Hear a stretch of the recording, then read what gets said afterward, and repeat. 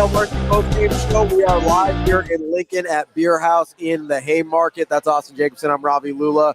And we're coming to you live after Nebraska falls to USC 21-17. And let me tell you, people are being pretty stupid already, Austin. Yeah, not only that, but just in our chat, we love the chat. The chat we usually believe are people of we of appreciate you being here. We do think that you're great to be here. We appreciate the effort that you put in. It was a good blackout today, but ultimate result, 21-17 win for USC. Let's be real that this was not the game that we thought it was going to be in the second half, especially when number 15 went out of the game. The entire game plan goes out differently in this entire second half when Nebraska decides that are unable to put their starting quarterback back in because of whatever health, injury concern, whatever the case may be. The entire game plan goes out the window. He got his ankle rolled up on pretty bad. When they showed the replay, like it looked like a defensive lineman kind of rolled up backwards on his ankle. It looked like a pretty serious injury in terms of the ankle for Dylan Raiola. You hope he's able to go next week. But I gotta say here, and I don't like getting mad this early, but I don't know how you look at this any other way than Nebraska lost this game because their starting quarterback and their starting left tackle got hurt on the same series. Yeah, almost back-to-back plays. Like, legitimately back-to-back plays. I think it was in 3 plays. I don't understand. Like, I get people are frustrated with the timeouts and the clock management. I get it. I do, right? But Nebraska lost the game because their starting quarterback and left tackle went out. Like, it's crazy. Listen, I'm seeing it in the chat. I'm seeing online on Twitter, whatever. Like, hey, just keep handing the ball off. Emmett had 29 carries. How many more carries do you want EJ to for have? 165 yards. I don't know what you want him to do. All right, Joe, I see you in chat. Black jerseys don't work. Burn the blacks. Never wear them again. This was an incredible environment, an incredible experience. Yes. Anyone that was in Lincoln at the stadium that had a great time at the environment tonight would have agreed with you that, again, I'm going to limit it to one single play. If number 15 does not get rolled up upon, this game maybe doesn't end differently, but we all have a different vibe with which we can be angry about. Like, I don't know how you go anywhere past that. Like, yes, you get frustrated with the clock management. Yes, you get whatever. But, like, maybe it's possible, maybe that one of the timeouts was burned because your backup true freshman quarterback on 4th and 1 didn't feel comfortable with the play. Yeah. Maybe that's what happened. Maybe Matt Rule's not an idiot. Maybe. I don't know. Like, that seems pretty plausible, doesn't it? That your backup quarterback, who is a true freshman, didn't have the right play or didn't feel good about the play call on 4th and 1. Like, maybe that's possible. And maybe you've got a kicker who's made a 53-yarder on the season. You go, hey, instead of putting TJ Lateef in a place where he's not comfortable, maybe we let the kicker go out and try and get it done, right? Let's be clear that this is not a loss that is like the other losses so far this season. Yes, Nebraska, I'm going to look you right in the camera when I say this. Nebraska football has been out of a college football playoff contender position. They are officially out. Let me be clear about that. But the minute that number 15 went down and out of this contest, the game was a very different game for Nebraska because if Dylan Raiola stays in this contest, it's a much different game because TJ Lateef's offense, we looked at each other the minute that Dylan walked out of that contest, you only had a select few number of plays that you actually could run to be able to be successful, even leading against USC in that second half. Absolutely. Like, as soon as TJ Lateef comes in, you're down to, like, RPO, zone read, maybe one read and done. You want to cut down the field so he doesn't have to make reads and decisions that he's not ready to make yet as a true freshman quarterback. Like, I don't understand. Like, people are complaining about the defense. Listen, I get that they ran the ball really well today. I understand that. But this USC offense was averaging 530 yards per game. They had 337. That's 200 yards below their average. Oh, so you mean the defense might have won this one? They were averaging 42 points per game. They had 21. That is that is exactly half of what they were averaging on the season. Like, I get that it's frustrating to watch in real time. I get it. I hate watching King Miller go for 6, 7, seemingly 8 yards a carry. I get that. But look at what actually happened. Yeah. Like, that's not the story of what happened in this actual game. Robbie, did we not say in the pregame of this contest when we were at Omaha Steaks and having a great time with the great people of Omaha Steaks, and we said, hey, if this is a field goal game for USC, Nebraska should win this one? Did the defense not make this a field goal game at multiple instances throughout that entire fourth-quarter contest? They had 2 opportunities, both in the second quarter, that they turned from touchdown opportunities to field goal opportunities. That was a win for Nebraska. They had 2 touchdown drives. And by the way, USC ended up with exactly how many points that I expected them to in this game. I said 27-21 Nebraska. USC ends up with 21. If Nebraska's starting quarterback plays, I think they do end up with 27. 4 hours ago, if you would have told 90,000 fans inside of Memorial Stadium that USC only scores 21 points, 90,000 of them agree that Nebraska wins this goddamn football game. They would take it. They would take it. They say, hey, they're going to score 21 points. They're only going to have 330 yards of total offense. You take that every day of the week. 21 points from the number 1 offense in college football. 21 points. I don't know how else to say it. Nebraska lost this game because their starting quarterback and starting left tackle went out on the same drive. Like, there is no other way around that. You can get mad about whatever else you want to get mad about. You can. But that's why Nebraska lost this game. And if you want to go further, if you want to pick on the defense a little bit, the only thing that I will say, nitpick if you want. The only thing that I will say is, what did I say about Jaden Maeva? He was going to give you opportunities. He was going to give you opportunities. Nebraska only got one of them. Yep. Nebraska only got one of them. There was another one where Andrew Marshall turns around. He has an interception. There was a ball on a double covered deep route that hits Rex Guthrie in the hands after Andrew Marshall breaks it up. And we don't end up with an interception there either. If Nebraska is able to convert the balls that Jaden Maeva threw in danger into turnovers instead of just the one, then we are going to get there. Then we're talking about a totally different game here. Yep. Like, that's what this game was. You held USC 200 yards below their average. You held them to half of their scoring average. This was not a game that was lost by coaching or time management or whatever. If Nebraska's starting quarterback hasn't gone out and they lose the game, then we can start having a conversation about time management and things like that. Yep. The defense did what they needed to keep Nebraska in this game, and the offense was doing what they needed to until your starting quarterback and starting left tackle got hurt. EJ ran the ball 29 times. We talked about this all year. Yep. How many carries can we actually give EJ? 29 seems about like the max, right? Like, I don't know how many more carries. How many more do you want to give him? I don't know. I have no idea. Oh, Ravi, run the ball more. Oh, we got to figure out a way to get Latif in the game. Oh, I am so sick of this conversation, because can you not tell at this point of the season that when the number 1 offensive option goes down, that you can finally tell, hey, maybe he's our number 1 guy. When Dylan Raiola finally was unable to go anymore, it finally showed itself that the defense played well enough against the number 1 offense in college football. They figured it all out. It was all good. I mean, come on. What are we talking about? Like, I get it's frustrating. And listen, there's definitely, like, Nebraska left some points on the table even before EJ got hurt. I understand that. Like, that's a real, or even before Dylan got hurt. I understand that. That's a real thing. Like, there were opportunities there for them to get more points. But I don't understand sitting here and looking at this and feeling like that's why Nebraska lost the game. Because we can't know that. Like, there's no way to know that without having some sort of gauge without Dylan Raiola. Like, this is the first time in 2 years, year and a half, 22 games, whatever it is, that Nebraska hasn't had Dylan Raiola as their starting quarterback. Yeah. I don't know what you do with that, except, hey, that's probably why they lost the game. That's probably why they only get 3 second-half points. I don't know how we should see anything around that. And I don't look at this and go, I mean, listen, I gotta give some credit to Tyler Knack for coming in, and for Turner Corcoran. Yeah. Because Corcoran goes from starting right tackle, who is really the third-string right tackle. 2 weeks ago, Turner Corcoran was not a part of this, like, offensive scheme in most regular reaction. He was behind Gatula, he was behind Teddy Prohaska, and then it was him. He came in at right tackle and did, and honestly, I didn't think he did a bad job. Then he has to switch over to left tackle so Tyler Knack can come in after Elijah Pritchett gets hurt. And honestly, they still were able to run the ball pretty effectively. Yep. Right? Like, that is, like, I have to give credit there, because it was honestly pretty impressive the way they were able to fill in the gaps the way they had to, because that certainly wasn't in the game plan. You're down to your your 4th and 5th tackles on the team, and that's really not what we're talking about here. We're talking about time management and whatever else.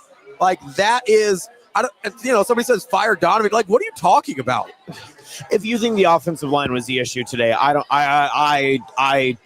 have an answer for you.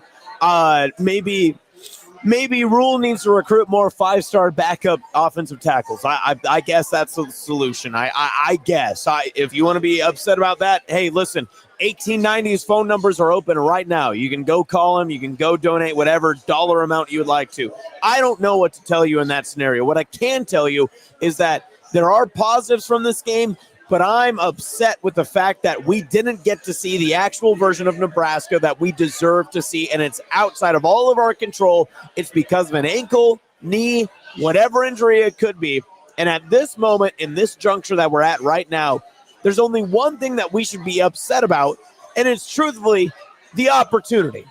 Nebraska should be upset with the opportunity that they had in front of them to close out a big November matchup. It's a ranked team. Are now 6-3 on the season, and they are out of college football playoff contention, Big Ten championship contention, all that good stuff. But the unfortunate part about it is that out of their control, they did not have the opportunity to win this game as which they should have, because their number one offensive option was not available in the critical moment in which they needed him. And again, it's not because Dylan's not tough enough. It's not because Dylan wasn't choosing to get back on the field. The guy kept his helmet on the entire second half of the game in which he was not able to go back on. There is clearly something wrong in the injury side of Dylan Raiola that the medical staff, head coach, whatever, said that he was not able to go, and that's why he did not play. For all you TJ Lateef stands, I'm with you. I think TJ Lateef is a great quarterback. I hope he stays in Nebraska as a backup. I hope he develops and becomes a great quarterback. But I cannot tell you with a full heart inside of this body that Nebraska lost this game because of anything that had to do other than the fact that their starting quarterback was not available for the most critical junctures of this contest. Yeah, and listen, I have no idea if Nebraska wins the game if Dylan Raiola stays in or not. I really don't, right? Listen, I don't want to be reactionary, but I'll tell you, we have physical proof that shows that Nebraska could win this type of contest with a quarterback with the jersey number 15 on his body. I mean, we have seen multiple times this year where he led a drive the way TJ Lateef wasn't able to. And listen, Emmett Johnson slips, loses his footing on fourth down. I get that. That's not on TJ Lateef. But we've seen multiple drives this year where Dylan Raiola has gone out and won the game for Nebraska. So I know exactly what you're talking about. That's what I'm saying. I know exactly. But I'm not going to say that's a given. I'm not going to say it's a guarantee. I understand that even with Dylan, Nebraska isn't guaranteed to win this game. What I will say is once he went out, Nebraska's opportunities to win this game went down dramatically. They had a really difficult time. If you want to get on anything about the way the game was called, is I would have loved to have seen a little bit more Isaiah Mosey. Or I didn't love the way Mekhi Nelson was running. He only got one carry. Mosey only got one carry. But if you're talking about not running the ball enough, they ran the ball 40 times to 22 passes, so that's something. But if you're talking about not running the ball enough, I don't know how many more carries you could give EJ. 29 carries is a lot. If you're sitting here and telling me hey, one carry for Mosey and Nelson isn't enough, I'll hear that. I will. Because I would agree. I think if you're trying to run the ball and you get Lateef in there and you're like, hey, let's just get after it with the run, I'm willing to listen to that. I don't know, were you going to run Emmett Johnson 40 times? I don't understand that argument. If you're talking about maybe Mosey and Nelson, maybe I'll listen a little bit. Yeah. But Nebraska still ran the ball literally 2/3 of the time. They had 62 plays. They ran it 2/3 of the time. I don't know how you can argue about the run-pass differential there. Even before Dylan went out of the game, he only had 15 pass attempts. This was a game where they were committed to running the ball. EJ had 165 yards. He had a great game, but I don't know what you were expecting from him. Yeah. And we looked at each other right during that contest and we just said, hey, listen, the biggest part of this contest, as soon as Lateef goes in, is RPO is wide open, but half of the field limits for you. Yeah. You did not have your full passing opportunity. You noticed it right away. Bubble opportunities, tunnel screens were going to be the passing options. And when they got in that final drive and they had to go down the field in the final 3 minutes, all their plays were within 7, 8, 10 yards. There wasn't really a whole lot of opportunity. But truthfully, starting freshman quarterback, what more are you expecting to do? I don't want to keep making this the Dylan Raiola fest, but truthfully, there's no other way to look at this game. Maybe I'm being self-centered. I can't wrap my head around the way like some people are reacting to this because okay, let me pitch this to you, okay. Ravi. Does the defense play differently if Dylan Raiola is still in this game in the second half? Yeah, probably. Does the offensive play style change if Dylan Raiola is in the game in the 100%. Second half? Does the fourth quarter drive to potentially take the lead in the final drive of the contest change because Dylan Raiola is in this game? Yes. Then what are we talking about? There's nothing else to say. If I asked you before the game started that you would hold USC, the number one total offensive team in the country. The number one offense in college football. Top 10 scoring offense of the country. And you say, okay, hey, we're going to hold them to 330 yards, 200 yards below their season average. And 21 points. And 21 points. Play. 21 points. Which is half of what they're averaging on the season. And listen, even if you want to go deeper in that, like we did during the show this week, we did road conference game numbers instead, right? And road numbers against where they were down to 30 or 33 points per game. Still under that. Yep. Like you held them under whatever against average. Power 4 opponents, you still held them underneath their average. Like I don't know how you sit 32 points a game against Power 4 opponents, and you are 12 points below that average on the road in Big Ten play. Against one of the best offenses in the country. Like full stop, one of the best offenses in the country. I don't know how you watch this game. I get in the moment that it's frustrating to watch King Miller run like that. I do. I get in the moment it's frustrating to watch Jaden Maeva run like that. I do. But I don't know how you can sit here after the game and looking at the stats and saying, Nebraska's defense did against USC. I believe that is their lowest point total on the season. Yeah. Before it was 24 against Notre Dame. I believe that's USC's lowest point total on the season. Yeah. I believe it's close to their lowest yardage total on the season. All right, I don't know how you sit here and say that that's the defense's fault. Spunky, I hear you. I put you up on screen for a reason. Ravi, stop. You're sounding apologetic is what he's saying. Now, let me say this. Individual defensive players that we wanted to step up and make plays tonight. Yeah. I don't think made all the plays that we thought that they would. Absolutely. But hold on. Wait a second. Did Andrew Marshall not make an interception in a critical juncture in this contest? He did. Did Williams Nwaneri in the final 6 minutes of this game not make a second and third down stop when called upon? I mean, I know we want the big impact plays. We want a pick six. We want a forced fumble. We want a fumble recovery. We want all these big plays to happen. I get it. I hear you. I understand where you are coming from. Trust me, I am with you. I bleed the same Husker red that you do. I'm from this native state. But when it comes down to how it works out, how much more simply can I say that sometimes the other team's going to scheme against your best players too? Dasan McCullough nullified today. Did you not notice how often they ran away from 15 on the defensive side? A guy in a black jersey in Dasan McCullough did not make a big play today because he was limited in the USC's offense because they did not want him to make a play today. That is how that works. You want to talk about guys not making plays today, okay? How often did we hear Sierra Wright's number called? None. And I wonder why. You want to know how many? Tell me, Ravi. Tell me why did we not hear Sierra Wright tonight? How many times did we hear Mekhi Lemon's number called? That's a great question. Let me think about it. A couple of plays in that first half, but I didn't hear much in the second. This is one of the best receivers in the country, Mekhi Lemon. Maybe a first-round pick in the NFL draft. I would say absolutely a first-round pick. He had 2 catches for 18 yards. Well, but he's a first-round pick, so who is he guarded against? Sierra Wright. Oh, really? I don't know how we look at this and just say, like, sometimes the other team makes plays. And your guys aren't going to make the plays every single time. That's not how football works. That's not how the best football teams in the country work. That's never how it works. I understand being frustrated. But, I don't understand how you cannot, once the game is over, take a step back and say, hey, the defense actually played well enough to win this game. Yes. The defense, I don't care what it felt like in the moment because that's not accurate. Yeah. Your emotions are getting the best of you. Mine are too. Listen, how many times do we look at each other and be like, we lost the game? Yes. How many times do we look at each other and get mad about the rushing yards by King Miller, and the reads by Jaden Maeva? But when you step back and look at what actually happened, the defense did everything they needed to go ahead and win that game. Yep. I have a really hard time with anybody that can't see that. Yeah. If you want to get on the offensive play calling and be like, hey, why are we running certain plays in this situation? Why are we if you want to get on some of that, and get into the nitty-gritty of it, okay. But overall, the defense played well enough to win this game. Full stop. There is no way around that. All right, Ravi, I'm going to get you mad. You ready? That's not being apologetic. That's just looking at a freaking box score. Ravi, I'm going to get you mad. Matt in chat, Rule should be fired for what he did to TJ Lateef tonight. Please explain. What did he do to TJ Lateef? What did he do? What did he do to TJ Lateef? What's wrong with you? What did he do?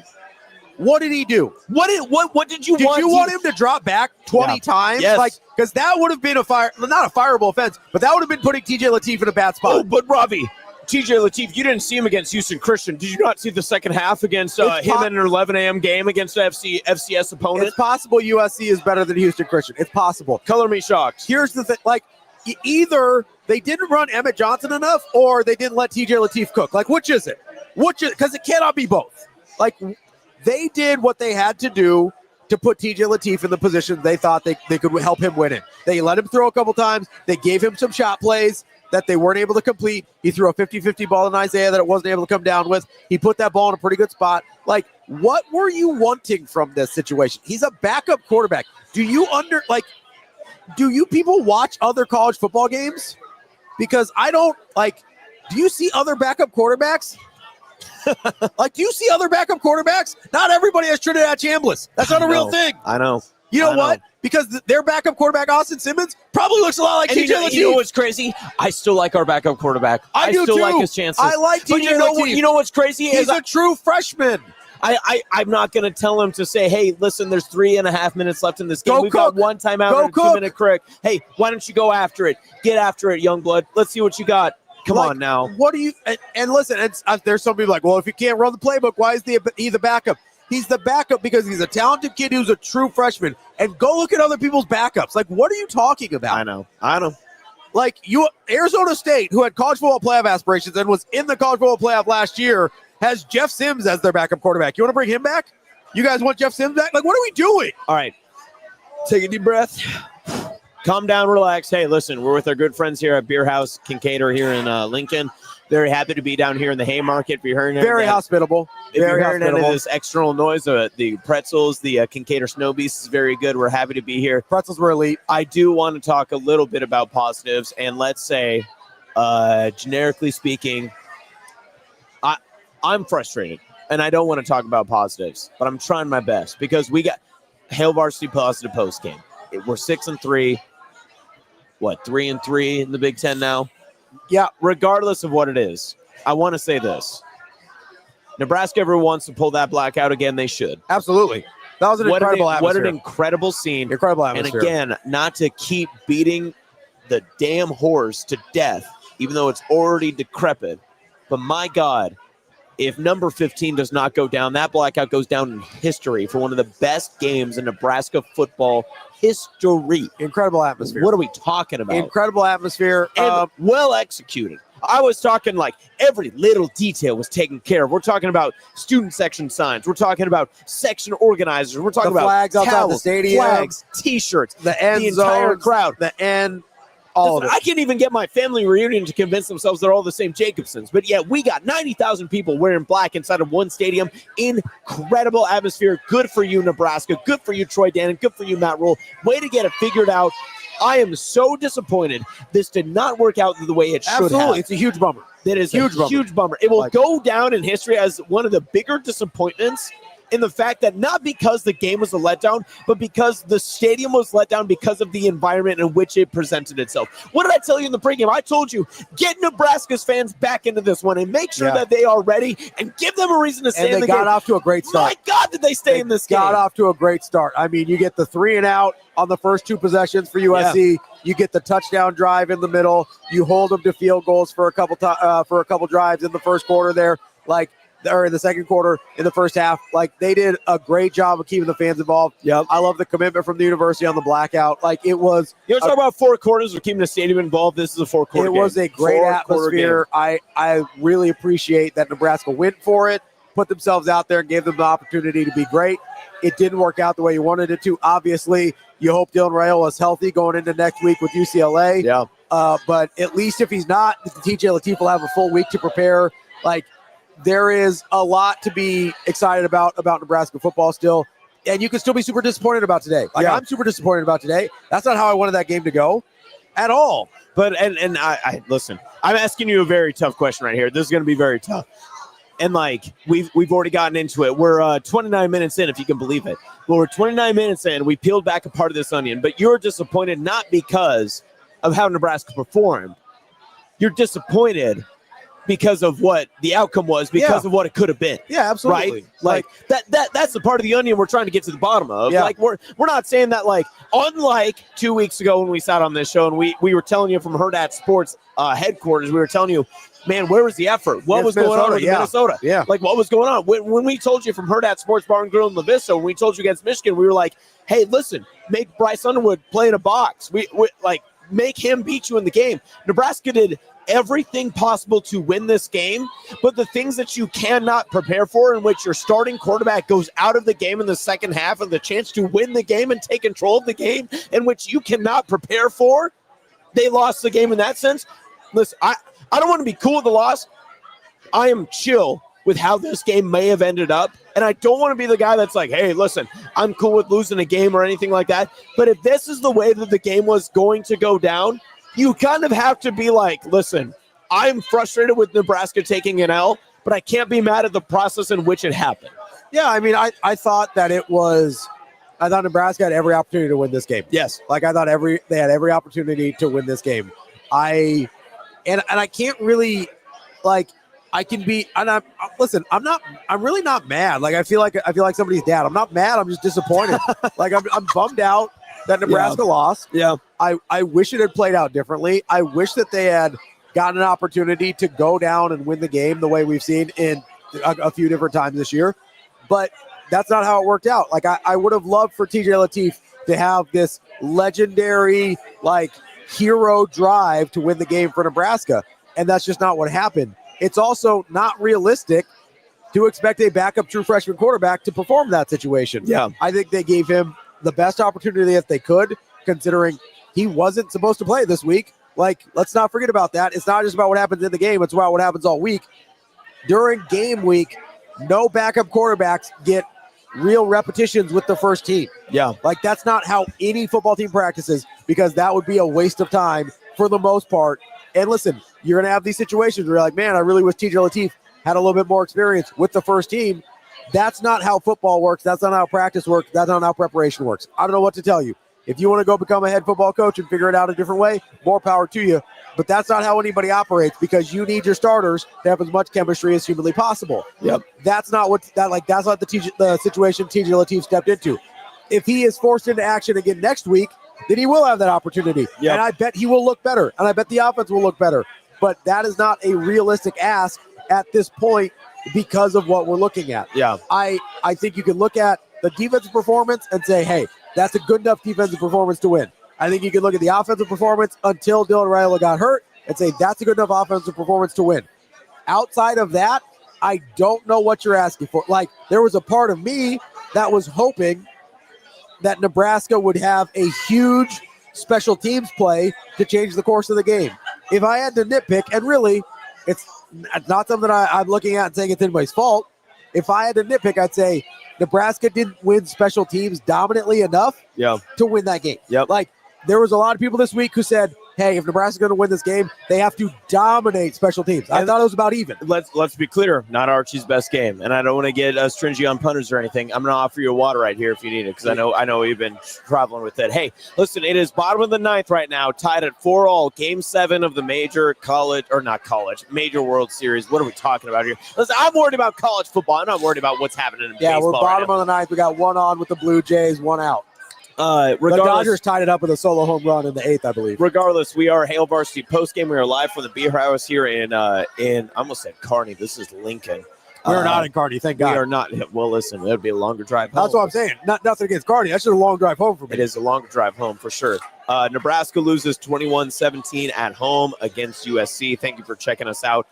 We will have this up in the post game. Of course, the podcast channels will be listed on Apple, Spotify, wherever you want to go to. Of course, Ravi Lulla, Austin Jacobson. We haven't even introduced ourselves. That's how frustrated we are with a lot of the people we have right now. All right, I've got a comment on the screen right now. You want to hear from Spunky right now? Yeah, sure. What do we got? You don't want to hear from Spunky because you're about to go on a tirade right now. You got a drink right next to you. Make sure you're lubricated up as much as you need to because Ravi's about to go on a rant right here. All right, from Spunky.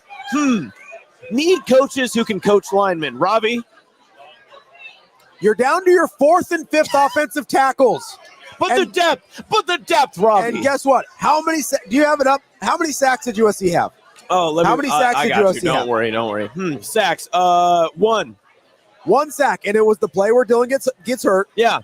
You have for half a game your 4th and 5th offensive tackles in the game. Yeah. And those 2 guys did not give up a single sack. Hold on, those must be the starters from the start of the year then, right? No, they certainly are not. What? Teddy Prohaska injured out for the year. You're kidding. Gunnar Gatula out for the last few weeks. And he didn't play in this game. He didn't play at all in this game. Elijah Pritchett, starting left tackle that got hurt. Teddy Prohaska, gone. Tyler Kanak was in there, and Turner Corcoran is in there. Nobody wanted either of those guys to play at any point this year. Fair? Yeah. Nobody wanted those guys to play. And guess how many sacks they gave up? Goose egg. Oh, they must have. Oh, and they still ran the ball effectively. Yep. Like, what are we talking about here? If I told you Nebraska won the sack battle 3-1, what would you have said coming into this game? I would have felt pretty good. Yeah. I would have felt pretty good. Listen, I've heard from many people. Listen to Hurrdat Sports Live every single day. Check out a couple of other shows. Make sure I check out the USC channels. 90% of what I listened to, what I read up on, what I was studying for this week, they told me, listen, Nebraska gives up 10 sacks. Nebraska gives up 3 sacks. They lose this game. Nebraska gave up 1 sack. 1 sack. Oh, I wonder what the difference maker was. And I hate to keep beating the goddamn horse, Ravi, but seriously. Starting quarterback got hurt. If your 15 doesn't go down, Nebraska's in this game, and not only gets this game, I'll say it, they win this game. In an alternate universe right now in Hail Varsity Postgame, I'm sitting here in Beer House. I'm having a great time. I'm drinking all these Kincaid Snow Beasts, and I'm having a fantastic time because Dylan Raiola led a game-winning drive, but that's not the world that we live in right now. No, we live in a world where Dylan Raiola gets hurt, and he was ruled out during the game, and we sit here and go, I don't know what that looks like for next week. Yes. I have no idea. I don't know what Elijah Pritchett's injury it looks like for next week. I know both of them were doing their best to try and get back in the game. But we're sitting here, and I don't understand. I don't understand what we're talking about. The guy that coaches, and I'm not even going to continue to belabor the offensive line point because I think that's just stupid at this point. I really do. I don't know how you could sit there and watch your 4th and 5th string tackles not give up any freaking sacks and be like, oh, we need a guy that can coach offensive line play. I need you to have eyeballs to not be a moron. That's what I need. But Ravi, the answer is to fire someone after this week. Always. Always have to fire somebody. Oh, please tell me, Ravi. Please tell me the first person we should fire after this. How has that worked for Nebraska in the past? How's that work? Everybody, shouldn't have fired Frank Solich. Oh, well, okay, well, that happened. It's gonna. Well, nobody was mad about firing Callahan. All right, but shouldn't have fired Pelini. How'd that work out for Nebraska? Nobody was mad about Riley. Shouldn't have fired Riley. Oh, now you get Frost. You got Frost. What? No, people are mad about Frost. What are we doing? Come on. What are we doing here? This is not a situation where firing fixes things. If that's the decision they make after the year, that's fine. But I don't understand how everybody thinks the only solution to a problem is to fire people. The defensive line coach was coaching defensive linemen that were in the freaking Super Bowl last year. Yes. Yeah. Kansas City Chiefs defensive line coach is now Nebraska's defensive line coach. What are we talking about? All right, so from the stands himself, our very own Lee Jacobson hanging out here in the crowd here at Beer House. Lee was in the crowd. The Blackout was fantastic. I was. Tell me from the fan perspective inside the stadium, where was the main level of frustration in a loss to USC? The fans showed up. Yes. We were there. Yes. We brought the energy for them. We had all that going on for us. I'll tell you what, on the other side of the ball, there were some plays that were called. I think there was a little out-coaching going on there. Oh, no. No, Lee, don't do this. Now Robbie's going to get mad at you, Lee. Come on, don't do this. Robbie, this is coming down from generations, though. Because my phone was blowing up because Granddad was calling saying, Okay, let me ask you this. Because I assume you are Austin's dad. Am I gathering that correctly? No, he is Lee Jacobson. Oh, I don't listen. There's a lot of Jacobsons in the world. Yeah. Wow. I don't know. So let me ask you this. So you're in the moment. You're watching this. you're mostly frustrated with USC's running game. Is that fair? Yep. Okay. Okay. Fair. Yeah. What was the other main point of frustration if you're as a Husker fan in the stands today? Well, about after the third time the quarterback takes the ball after this corner. Maeva. Right. Yeah. Okay. Okay, so again, the running game for USC. Yes. Okay, so I understand that they run for 200 yards. That's a lot. What if I told you, as an offense, they had 200 fewer yards than they average on the season? What if I told you, as an offense, they had 21 fewer points than they average on the season? And I get that. I understand that totally. But Okay, we'll hear you out. Yeah. But this game wasn't the entire season. This was the game. Okay. And you call the game for what the situation you're in. All right. And they called a play where they flea flickered it back and they caught us off guard. That's fair. Now, we should have been ready for it because they were lulling us into this run that you're talking about, and we knew, and so we overran it, and they popped that one. Now that was one play. Well, and I totally understand that. What if I told you we're just trying to get the full perspective on here. I promise you. On the TV angle, Nebraska had a player covering that guy, and he didn't make the play. Is that a coaching thing or is that a player thing? They had Rex Guthrie is running with that receiver, and he's right there and doesn't make the play. But if you watch it, he stalls a little bit because he thinks it's a run. Yeah, that is stalls. He's got that half-second stall, and that gets that guy off. Sure. Second one was, we're under 2 minutes. They put a spy on our quarterback. We have an injured quarterback. They put a spy on our quarterback. They knew they were going to run that quarterback sneak up the middle. Yeah, sure. Yep. I mean, that was just obvious. I knew it. Yeah, fair. We just got it. I'm just saying, just those little tiny things that did that. And the other thing is I don't know if you guys saw. I mean, you probably watched the game, but it was probably during the timeouts. USC's coach is just in the ear about. I mean, every one of those refs, he was in their ear. Really, we could all see it. Yeah, we didn't get that much of a everything. TV copy. No. Yeah. No, they mostly showed Rule yelling at the refs on the TV copy. It was on the other side, but he was in every one of their ears. Every time they were on the sideline, he would pull them over and talk to them. Can I ask you? So, being in the stadium and everything, what was you're in it, right? Like, so you're a part of it. You're doing all that stuff. What was the peak of the game then? Like for the crowd, like. Is the crowd in all 4 quarters? Or okay, that's what we thought. That's what we thought. When Raiola went out, we were pumped. Oh, so even when Latif went in, it was still going. Okay, gotcha. Yeah, in our minds, even the people around us were saying, "Okay, they don't know about this guy." That's the Latif guys. Yeah. I mean, there was chants going around. We were trying to get everybody pumped up for him because we knew that if he would if he would pull that ball and he was going to run, he had some speed and he showed it. Yeah, he had a couple plays where he did. Yeah. He might have wanted to dump it off a little bit, but young player, but we were like ready for this because we thought, oh, they're not ready for him. Yeah, fair. Yeah. All right. Appreciate your time. Thanks, Lee. Thanks. It's nice to meet you. Really, we were talking to my dad in the third person that way. Got to do what you got to do. It was Lee Jacobson, father. Papa. Yeah, I think what we heard. He's wrong, by the way. I think what we heard there is exactly what I'm talking about, though. Is the emotions of watching a game in person in the stadium are way different than like taking a step back and saying this is what actually happened. His whole comment, and you asked him perfectly, because him saying, like, you laid it out. You're like, if I told you USC got 200 less, if you would have asked him 4 hours ago, USC gets 200 less yards, 100%. He would say, listen, I'm taking that every day of the week. 100%. Yeah. And you could tell, and this is not bagging on your dad at all. Please do. Honestly, you could tell in his delivery when I gave him that information that what it came down to is just we don't like what happened. We don't like what the score was. Yeah. Which is fine. I don't like what the score was either. Same. None of us do. But you could tell when you're in the moment there that the facts matter less than the results. Yep. Right? So you can sit there and say, hey, I'm super frustrated with how this played out. I'm super frustrated with all these things. But it, like, sometimes you didn't do anything wrong. You just lost. And I think that's something we have a really hard time dealing with as not just as Nebraska fans, every fan base, right? Yeah. Like 3 years ago, Alabama fans are chanting for Nick Saban to be fired because they're losing to Georgia and whatever. Like, I understand it. There is emotion to being a fan. I get that. But sometimes nothing like there's no one to blame. Sometimes like Rex Guthrie just needs to make a play on the flea flicker. And sometimes the flea flicker is a good call. Yeah. Like sometimes it's just a good call. Hey, listen, I'm not going to pretend like I remember the exact scenario, the exact time or anything. Jane Maeva on third down.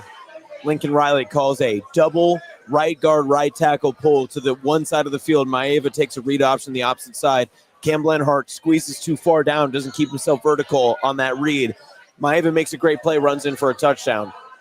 I tapped you on the shoulder. I said, great play call. Lincoln Riley's great play caller. And you know what? Off a bye week, Lincoln Riley, you know those are going to be the plays that are made. Nebraska should be very frustrated where they are after this game, for sure. But should they beat themselves up the way they did after Northwest or after Minnesota? Should they feel so down and mistrodden that they're not where they should supposed to be? This is not a back to the drawing board. No. This is not listen, USC's good. USC's a good football team. Minnesota, I still do not believe was a good football team. No. So that's the difference we're talking about here. And this wasn't an effort issue. No. Like Nebraska showed up. Yeah. And it didn't go our way. And that happens sometimes. And that's okay. Our good friend Mike Schaefer, as he said before, hey, listen, a lot of people have said Nebraska this season is an 8 or 9 win team. Ravi, is 8 or 9 wins still on the table for this Nebraska team? It absolutely is. It absolutely is. We got a strikeout at the bottom of the ninth. 2 outs now on the board. Our bases are loaded. I think somebody just got thrown out at home. Oh no! I think somebody just got thrown out at home for the Let's Blue see what we got. Sorry, you're getting a. Yeah, I think. They did. Oh no! Oh, that's a force too. Oh wow! Boy. 2 down, bottom of the ninth, bases loaded. The Hail Varsity Postgame baseball analysis. You never thought you. Oh, wow. What the tap! Look at that, baby! Wow! Oh, come on now! Unbelievable play by the Dodgers to stay alive for one more out, it appears. How many people are double screening us with the World Series? I would imagine all of them. Everybody. 90,000 I would imagine minimum. all of them. 90,000 minimum. Hey, by the way, I know I've said it before. We're at a good friend's beer house right now. Is this foot on? Oh, it came back down. It came back down, I think. Is he safe? Did it come back down in time? Oh, no, his foot came off. Oh, it came back down. Oh, no. Did it come back down? I don't know if it got back in time. Dude, look at the runner's foot, though. The runner's foot is up also. Let's see. Oh, nope. Toes on. Toes on. Oh, my God. I think he's out. That's out. That's an out. 100%. The runner's foot's above home plate. He doesn't get there. I don't think. God, this is incredible. Sorry.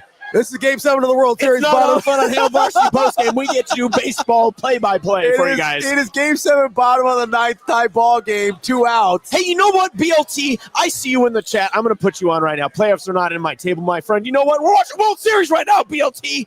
That was unbelievable. Like, literally, the wild thing about that is if the runner runs through home plate, the game's over. Yeah. Because the only reason he was out. We got a fly ball in the left field. Can the catch be made? It is caught. It's caught. That's out 3. We are on to the 10th. In a collision. We are on to the 10th here in the top of the World Series. We're playing in Toronto. Dodgers center fielder and left fielder collided in the gap, and the center fielder comes down with it. Unbelievable. Holy cow. Wow.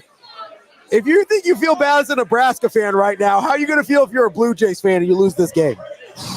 Blue Space Jays fan. Yes, not a Creighton Blue Jays fan. No, this Hail Varsity Postgame. No Jayskers here. No. No, but I think. All right. You know what? Here, let me get to reset. Hail Varsity Postgame. USC wins 21-17. We got a break in the World Series. What positives do you take from a game like this? Because here's the thing. Yeah. Unlike Minnesota, which was mostly upsetting. No positives. This is a game full of positives that I'm frustrated to try to find, right? Yeah. Because I'm so upset with what happened in this game that I almost don't want to be like, well, Emmett ran the ball actually well. I thought the play calling was pretty good. There are legitimate positives to hold because I mean, listen, the main positive is that, or I guess the main Emmett negative. Johnson was incredible. The main negative is that They something lost. that was That's it. Yes, That's the only that's the only real negative. the one thing that was taken out of control of the entire game was an injury. Yeah, well, That's I the would biggest argue frustration. 2 injuries, even though I think the backup tackles did a great job. Yes. I would argue the 2 injuries were critical in this. And Yeah. listen, I know it feels stupid to say the only real negative was the loss. Oh, Spunky, positives. You're not serious. Please, positive me up right now. Spunky, you stay on the stream as long as you can. I will make you a positive man by the end of this. Spunky, man, woman or child, I got you. I got you, Spunky. Don't you worry. I understand that, but like if you're a process oriented, What, I can't fist bump a friend? no, it's cool. If you're a process oriented program, then sometimes you can do a lot of things right and still not end up with a win, right? Yeah. And one of the things right was Emmett Johnson had a great game. Yes. Emmett Johnson had a phenomenal game. How many times have we asked Emmett Johnson to carry the ball 29 times to a victory for us? How many times? I don't think he's ever carried 29 times in his life. So what are Or we trying to certainly do? in his What are we career. trying to do here? I think he had a great game. I thought he played phenomenally. I thought he did super well. Number 2, Sierra Wright, holding Mekhi Lemon to 2 catches for 18 yards. Like, They were afraid to go to a half of the field. We're talking Revis Island with their level best, of cornerback with their play. best receiver. Yes, an NFL top 32 pick. Bring up Maeva's stats on the game Please, for me. I will, Bring yes. up his passing stats. Jaden Maeva, 9 of 23. 9 of 23? Incredible. That's the first time I've said that tonight. Incredible. 135 passing yards, Ted, an interception. 39% completion percentage. 40 of those yards came on a gadget play that they had to do to get anybody open. I've been waiting all day to say this. Mekhi Lemon, more like Mekhi Lime, 2 receptions, 18 yards. Total target rate, 4 yards. Like 4 yards. the job of Sierra Wright and really the pass defense in general for Nebraska Yes. was unbelievable. Oh, you mean the pass defense that a lot of people nationally were saying, well, it's because you can run the ball on them, Ravi. That's why. Sure, you can run the ball, and you still end up 200 yards under your total yards. They ended up 200 yards under their total yards, and all 200 of them were from the passing game. They were averaging almost 320 yards passing per game coming into this season, or coming into this game. And 2.5 scores below their season average of points per game. 2.5 scores. And a full 2 scores below their in-conference number, right? Like this was a good defensive performance. Yeah. I don't care what anybody else says. This was a good defensive performance. Yeah. This was a good enough defensive performance to win the game. Fly out to left. Dodgers deep get the warning first out. track. Yeah. This was a great. Oh, sorry, Blue Jays. This Yeah, Blue was Jays a. get first out. This was a really good defensive effort, a good enough defensive effort to win the game. Okay, this was hold a on. great effort by Sierra Wright. This Yeah. was a great effort by Emmett Johnson. Like, if you want the positives, they're there to find.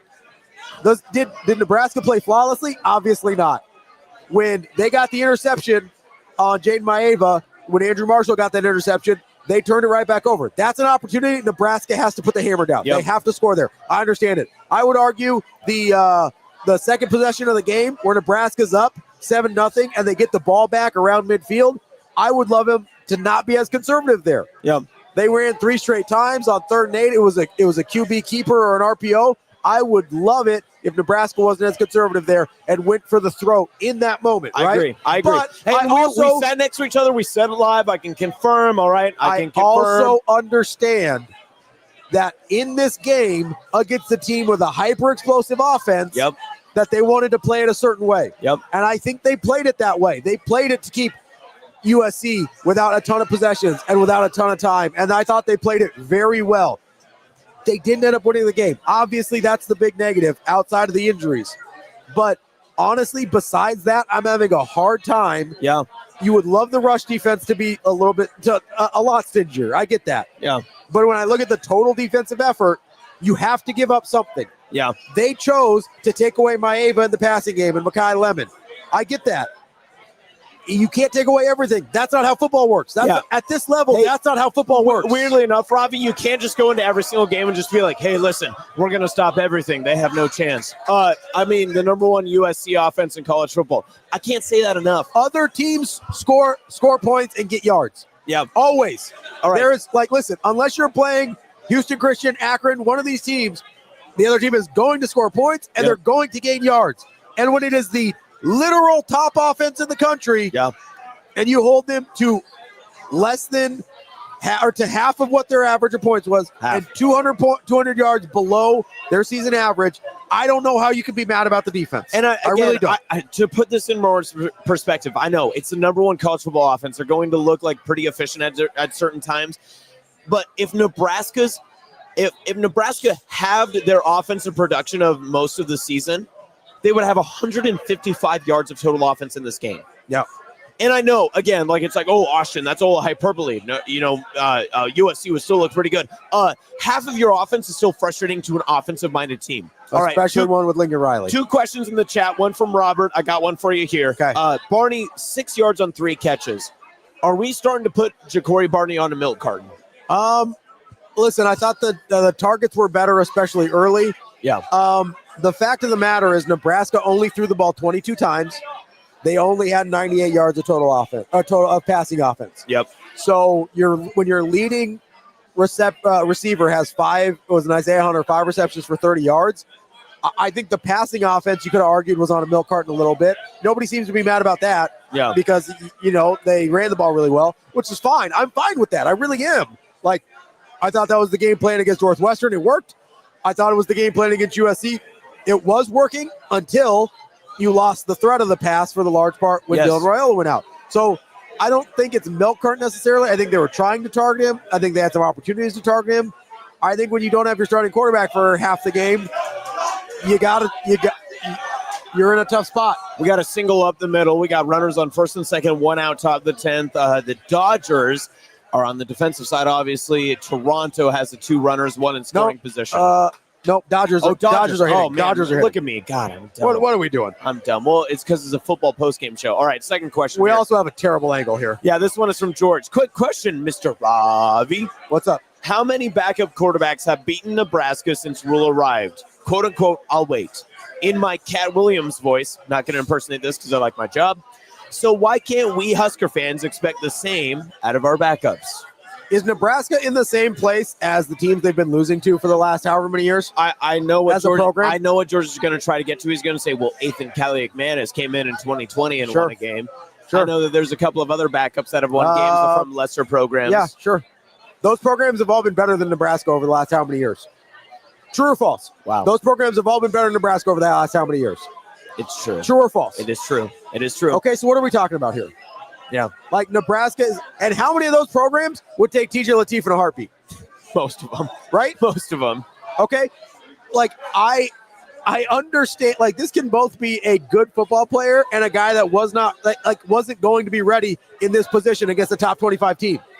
Like we remember USC's good at football, right? Yeah. Was Nebraska at any point in that stretch a top 25 team when they're losing to backup quarterbacks? No. Okay, so what are we talking about here? I know.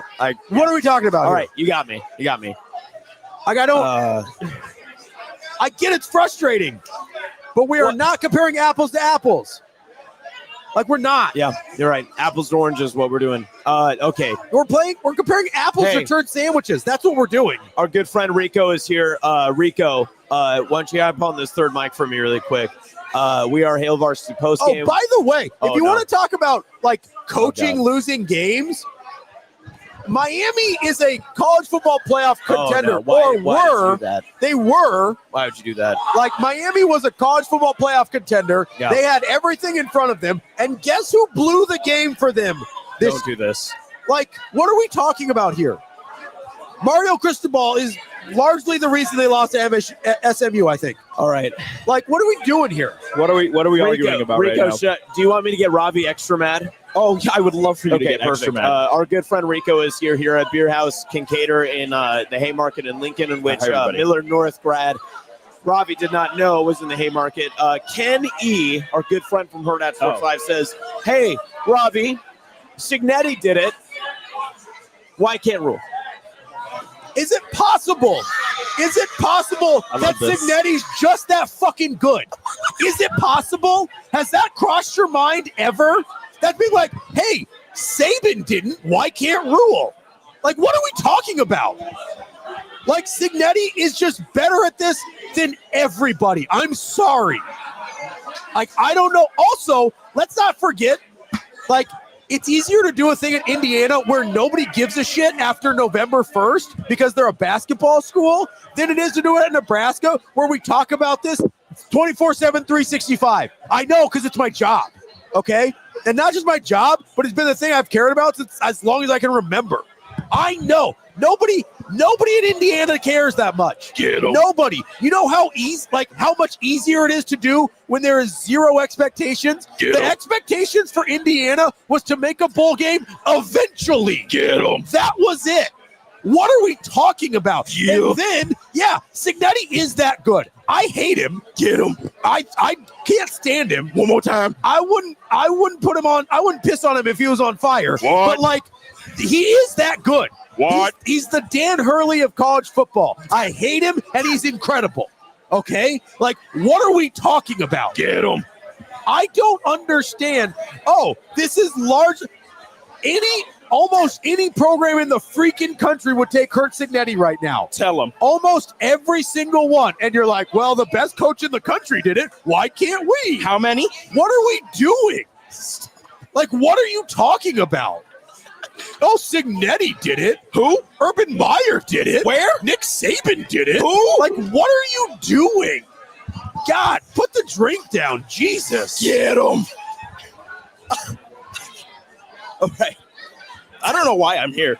No, it's great. I'm glad that you're here. Hey, listen, you were in the crowd too. I was. It was electric, dude. The atmosphere was electric. The blackout was fantastic. Nebraska needs to do that again. Don't let the loss scare you away from wearing these jerseys again. Scare you away from wearing black jerseys again. It was amazing. It looked incredible. It was fantastic. The visuals were incredible. The atmosphere was made. The balloons looked the balloon release was chef's kiss. Take that, helium. It was, take that. I don't, I'm not gonna stop right there.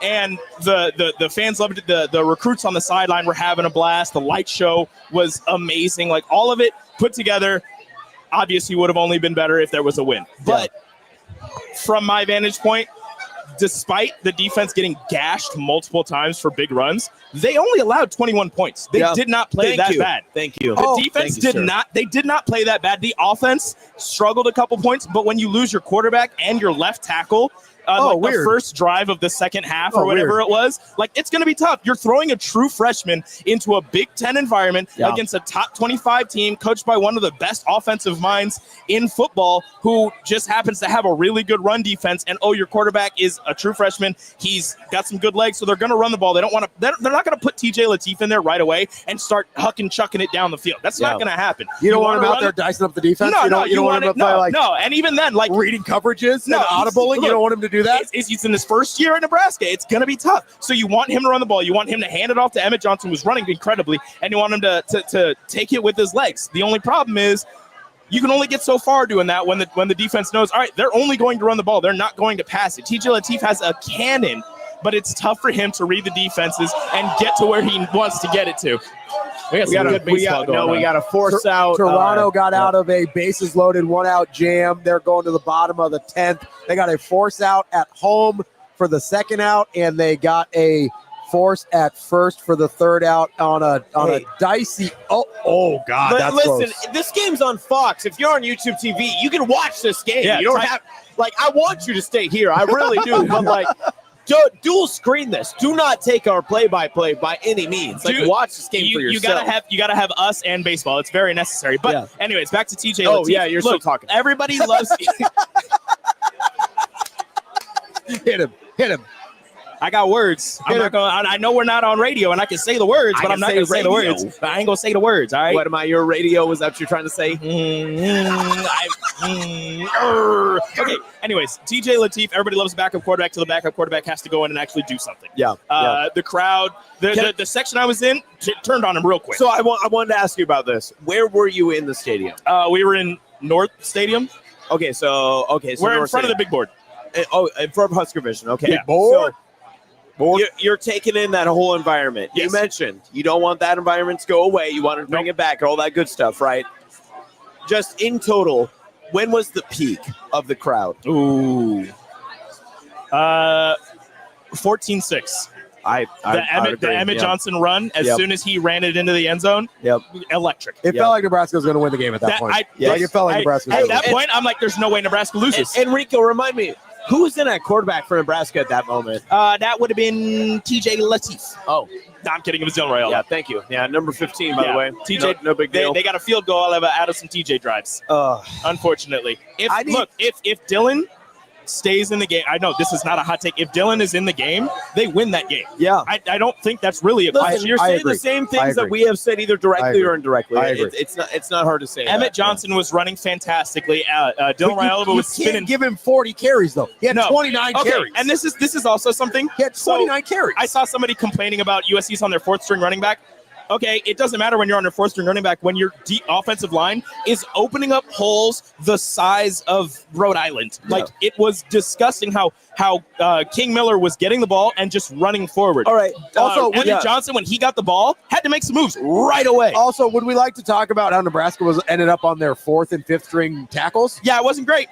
It was fine though. Yeah, honestly, it was way better. You gave up one sack, and that was unfortunately the sack that your quarterback got injured. Yep. But you have a running back that goes for 165. Yep. With a depleted offensive line. You have one sack in the game with a depleted offensive line. For your fourth and fifth offensive tackles, pretty damn good. Look pretty good against one of the better run defenses in the Big Ten at least. Okay, so to bring it kind of back to where obviously it's a loss, 21-17 loss to Nebraska. Somehow, some way, they had players or position groups that did not play up to snuff. Is it safe to say that the defensive line was not up to the par tonight? Yes. Is that the fair place to look at? Yes. Yeah. I would obviously Nebraska lost this game as a team. Yes, but there are individual units that I felt played a little bit below par, and I think it starts with the defensive line, does it not? Here's the thing with the defensive line.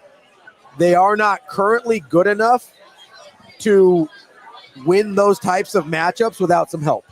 Okay. Right? Without having a 4 or 5 man front where you're bringing some extra help, where you're loading the line of scrimmage a little bit more aggressively.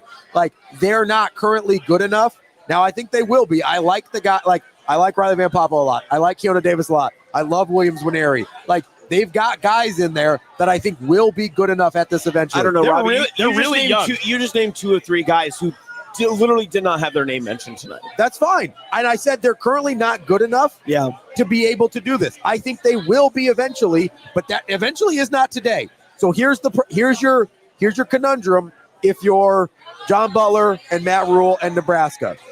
Do you want to load up on the run and give Jaden Maeva opportunities to pass the ball and beat you through the air?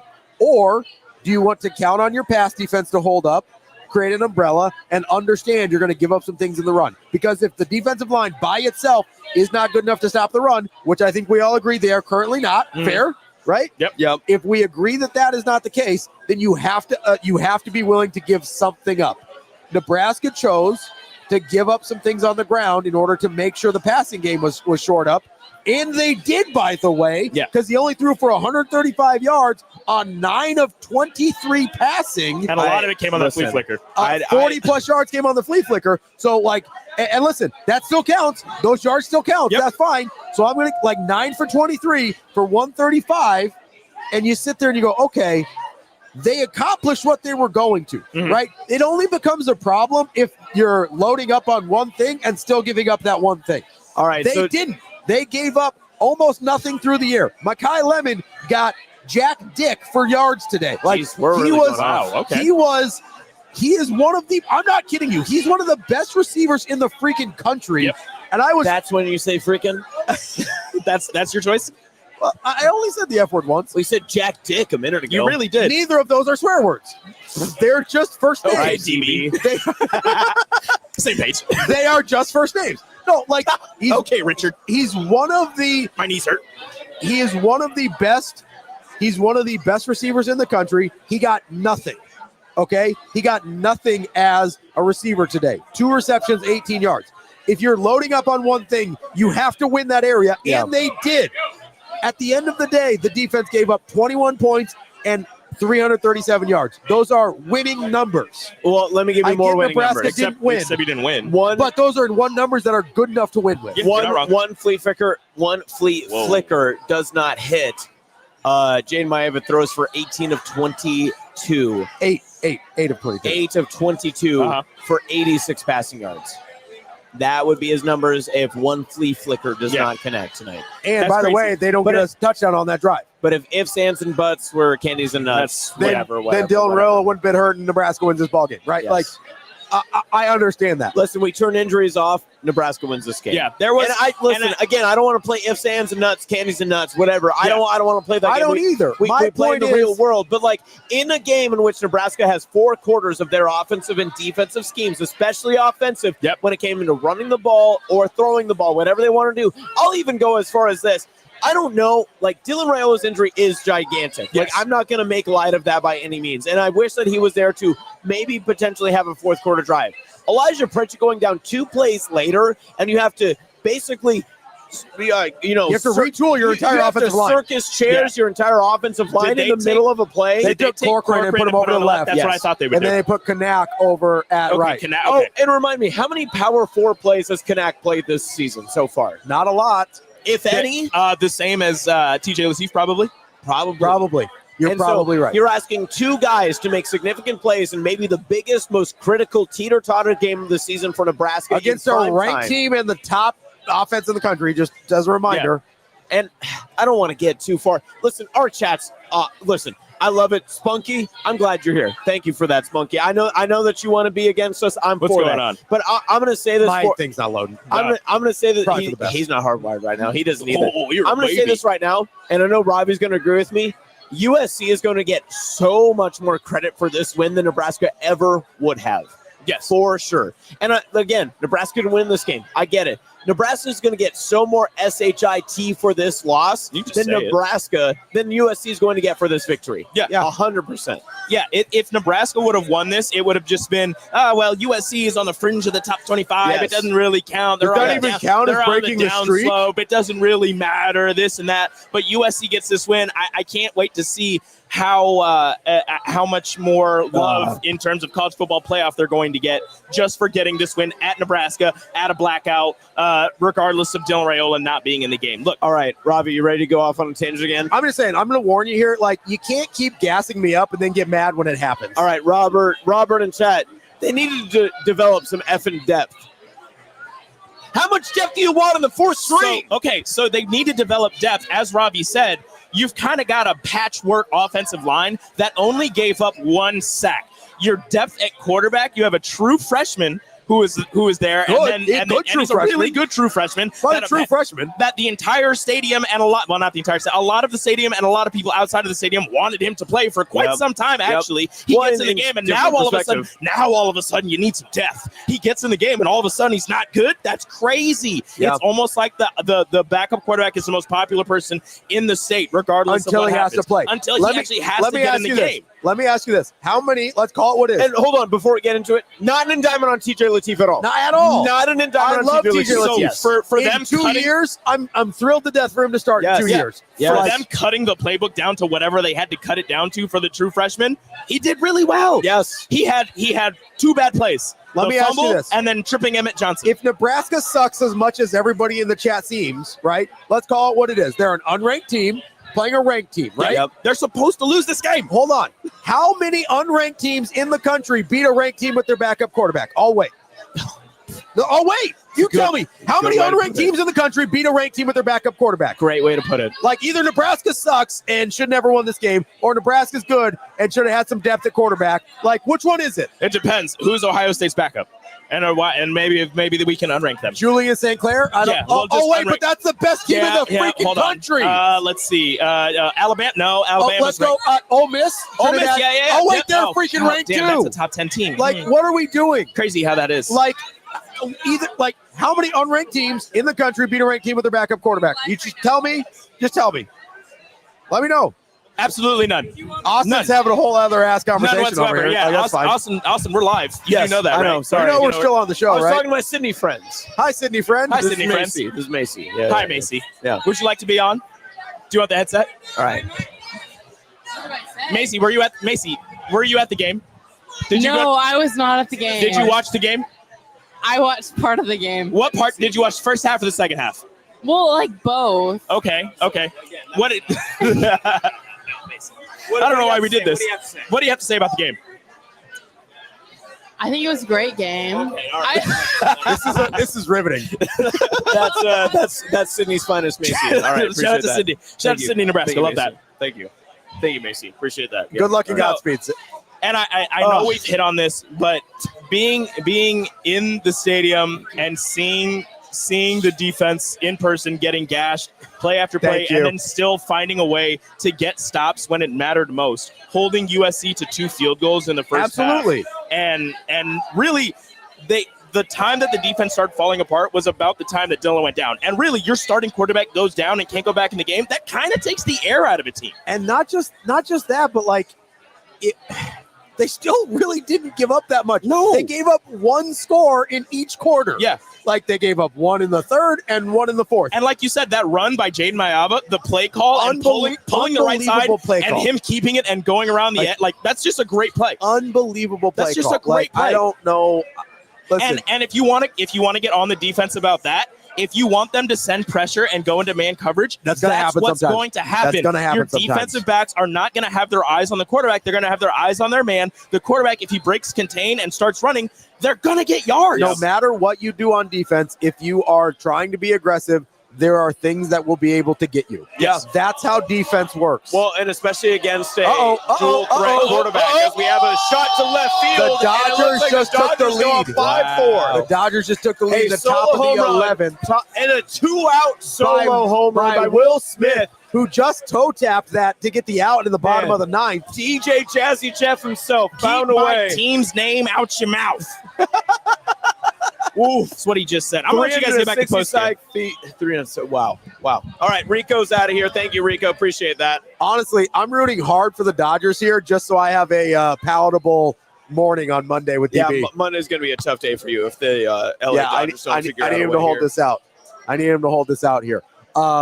Man, okay, so this is our longest post-game show by far right now. We're at 1 hour and 16 minutes. Thank you for tuning in. We are right here at Hail Varsity Postgame. We're here at our good friends at Beer House. We appreciate you guys being here. Thank you. Love the hospitality. Amy dropped us some Snow Beast Kincaders here. I don't know if you're a Snow Beast guy, we'll find out. Yeah, so try the Snow Beast here, but we appreciate it. We thank you for the hospitality and everything. Thank you, Amy, for the Snow Beast. The World Series ongoing. The Dodgers are up, top of the 11th, 2 outs, 5-4. That's a tasty winter beer. I've been trying to get to this for like a little bit here. Let's see. GB says in chat, Rule says in his pressers, he tells the team every week it's going to be a back and forth game until the last possession. How about tell them we step on the throat when we turn them over up 8? And I think part of this is part of the contest in which Nebraska kicked a field goal and missed the field goal in which they were at 4th and 1, maybe a chance to go for it. I'll be with 17-6. I know what you said. When you said earlier, you're like, hey, kick the field goal, you give yourselves the best chance. I wouldn't have hated if TJ Lateef had a moment to say, listen, I know I only have half the field. I know we can probably only run read option right here. I'm good with our offense trying to say, let's get 1 yard at home in a blackout and see what we can do. Well, listen, it's a 52-yarder, so that's not a given. That's not a given you're getting the points. You're right. Right? Like, so I don't mind kicking it there. I probably, like, I'm okay with that thought process. Hey, we're up 8. Let's try and step on their throat. Like, that's a fair. Make it a 2-score game. That's a fair criticism. Now, kicking a field goal also makes it a 2-score game, to be fair. But like, I'm totally okay with that criticism of let's step on their throat. Let's go for it. EJ was running the ball well. Yep. Like, I have no problem with that. You want to hand the ball off to EJ? What I don't like, and what it looked like they were going to do there, is I'm sick of the Heinrich Harburg short yard. Like, I'm out on that. I'm out on it. We said it maybe a week or 2 weeks ago. We got to stop doing tricks on that thing. I'm good on it. We got to start just. You want to line it up and give it to EJ? I'm cool. You want to do the Heinrich Harburg thing? I'd rather kick the field goal. Is that fair? Yeah. I'm for it. Like, that's a fair criticism. Step on the throat. I thought, again, I brought this up earlier. When Nebraska's up 7-0, they get their second straight 3-and-out with USC.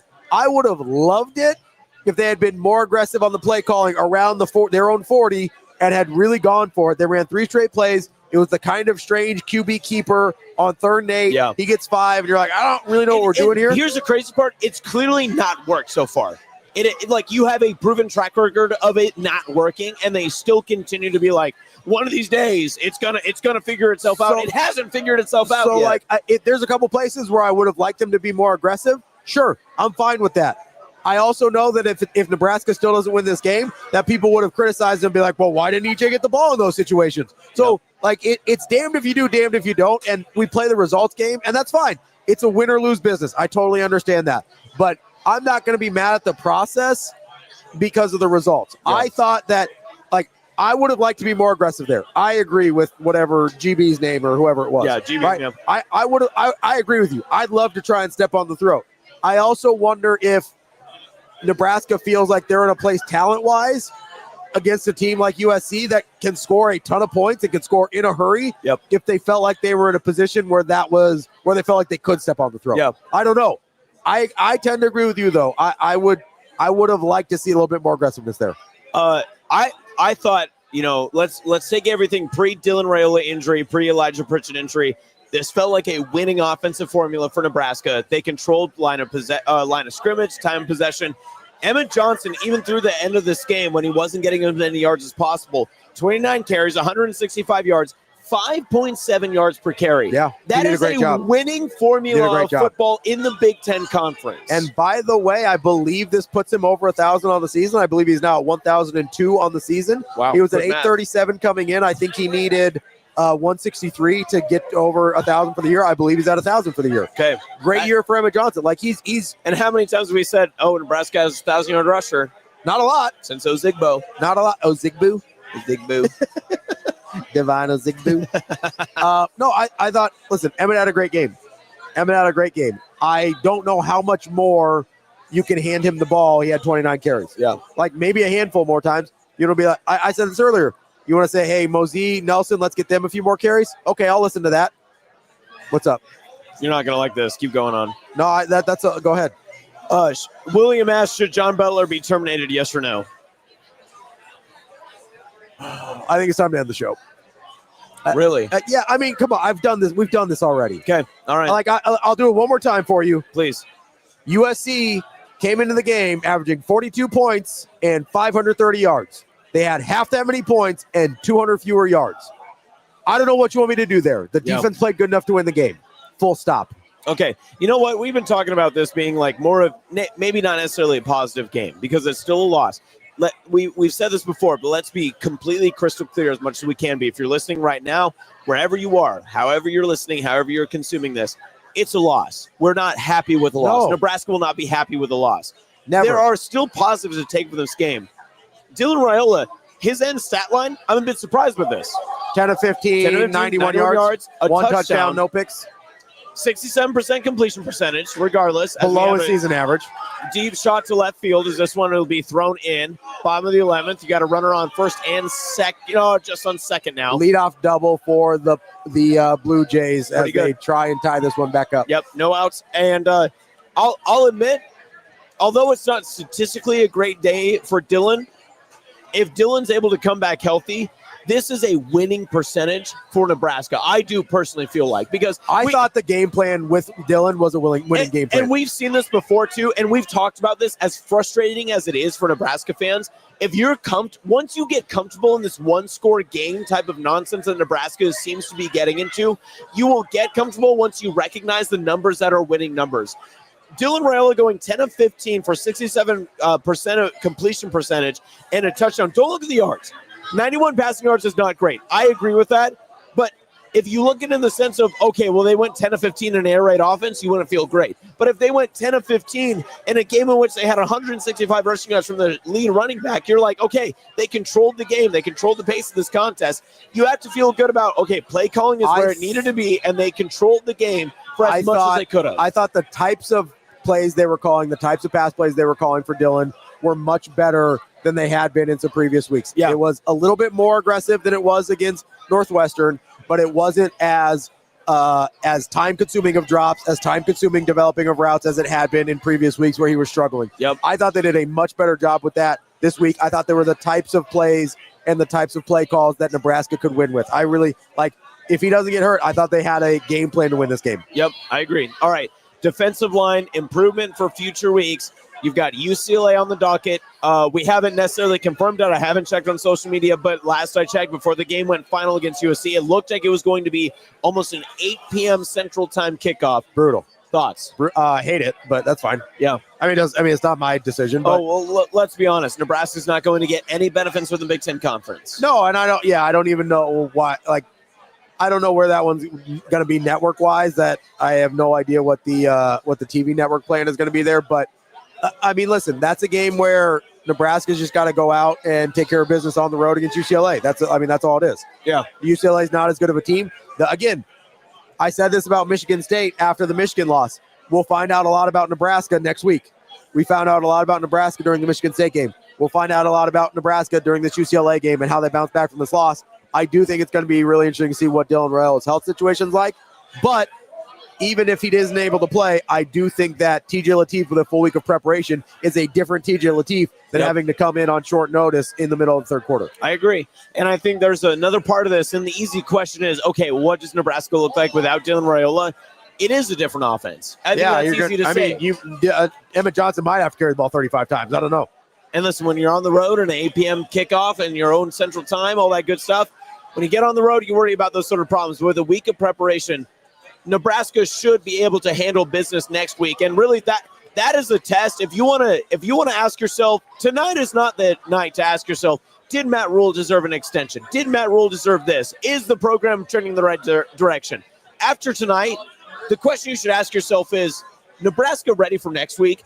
Because now the cards are stacked against you. If Dylan Raiola cannot play on the road against UCLA, if your program is trending in the right direction, you still should beat UCLA on the road. You'll find Nebraska will still be favored on the road next week. I guarantee it. You'll find out a lot about where the culture of your team's at next week, regardless, one way or the other. Yes. I 100% agree. Yeah. And if you don't believe that, then I don't know if you've been watching this team fully. Like that's if you just want to be a hater and you just want to talk about all the narratives and all the negatives, that's fine. You can do that. And I fully expect them to come out and win that game and beat UCLA, regardless of who's playing quarterback. Yep.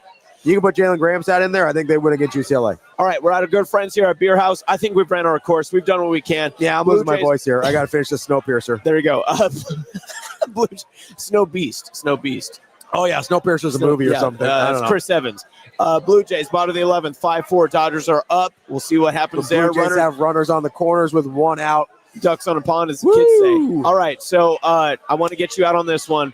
Give me 2 positives, 2 negatives. I'm not going to make you do 3. 2 positives, 2 negatives. Nebraska loses 21-17 against USC. 2 positives. Run game, Emmett Johnson in particular, Sierra Wright, and the pass defense in particular. Okay. Oh, they're going to turn 2 here. That's the World Series champs, Los Angeles Dodgers.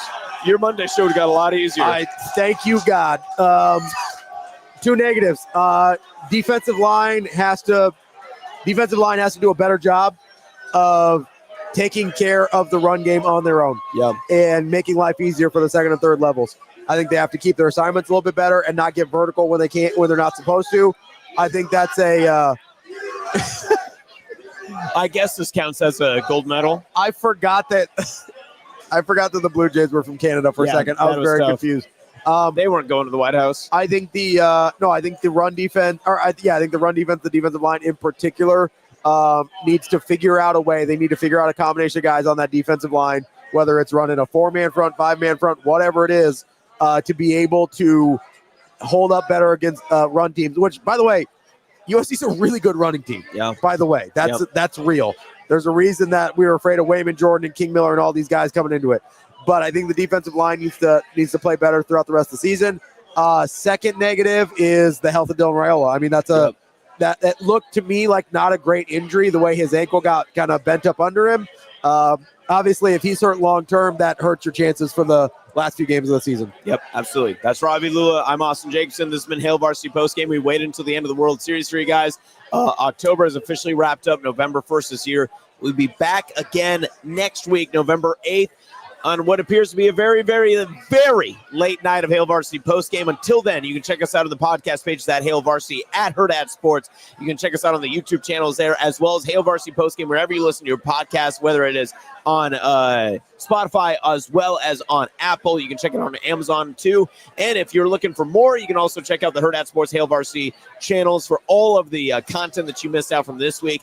Hurrdat Sports Live is bright and early, 7 a.m. on Monday morning. Ravi Lulla, Damon Benning. For Ravi Lulla, myself, Austin Jacobson, we will see you again next time as Hail Varsity Postgame wraps up. Nebraska falls 21-17 at home. in the Blackout. Have yourselves a very safe and rest of your Saturday night.